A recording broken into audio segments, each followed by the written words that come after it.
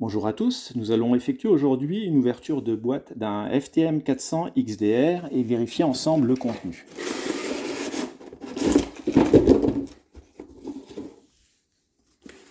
Alors, première chose, on voit qu'il y a bien la carte de garantie, le manuel d'utilisation, actuellement en anglais, parce que l'appareil a été commandé aux États-Unis chez DX Engineering, le sticker de chez Yazoo et une petite notice d'utilisation rapide. Parfait. Nous allons vérifier qu'est-ce que nous avons sur le côté.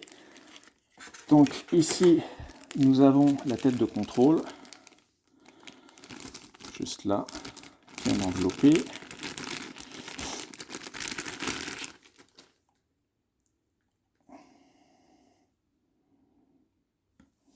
Voilà. C'est déjà une chose.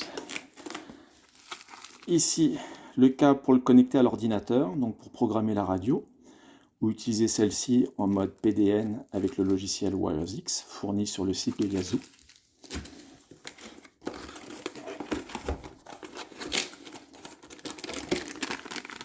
Ici, nous avons le cordon d'alimentation, avec les deux fusibles, et rien de spécial. Ensuite, sur l'autre côté, nous avons le câble de connexion pour connecter la tête de contrôle. Donc d'une longueur, normalement ça doit faire 3 mètres. On a aussi l'adaptateur mono stéréo, donc pour brancher un haut-parleur mono à l'arrière de l'appareil, puisque la prise d'entrée est de type stéréo.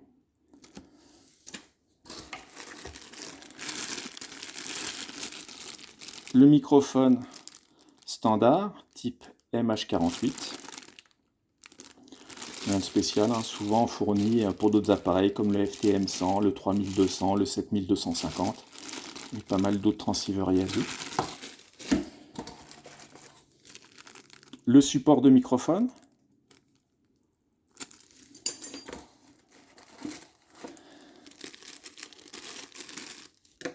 Ici, nous avons le support pour la tête de contrôle,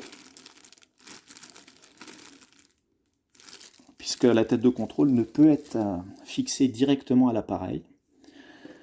Ce petit accessoire-là est en fait utilisé pour le microphone qui fait caméra, pour éviter que si on tire sur le cordon, en fait, la prise se détache de la façade.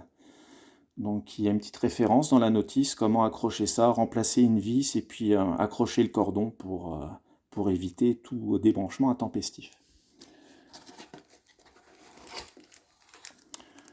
Ici nous avons deux fusibles de rechange.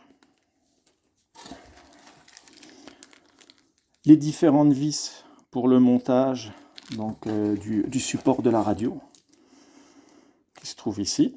Donc bien avec les vis, avec le kit de vis. Et ici les 4 vis pour fixer la radio au support.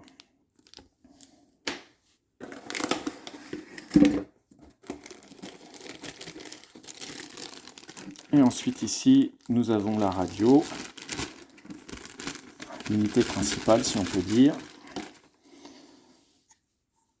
avec en façade, donc on a ici pour brancher la tête de contrôle, brancher le microphone, brancher ici le microphone qui fait caméra par la prise USB, un lecteur micro USB, et la vis qu'on vient remplacer, c'est celle-ci, pour mettre la petite languette de tantôt qui vient en fait caler le câble, l'empêcher que si on vient tirer dessus, en fait ça va venir débrancher la prise. Donc le câble vient sur le côté, on fait comme une boucle et on visse, on change la vis, on utilise celle fournie dans le kit et on branche ça ici. Donc ça c'est la façade avant. Là on a le dessous de la radio qui est comme un gros radiateur. Ici à l'arrière, donc la prise antenne, le ventilateur, la fiche DIN 10 broches sur laquelle on va brancher le câble pour le raccord en fait sur une prise USB de l'ordinateur pour soit programmer la radio, mettre à jour aussi le firmware et utiliser le mode PDN avec le logiciel WireX. Et ici, la prise pour raccorder un haut-parleur externe.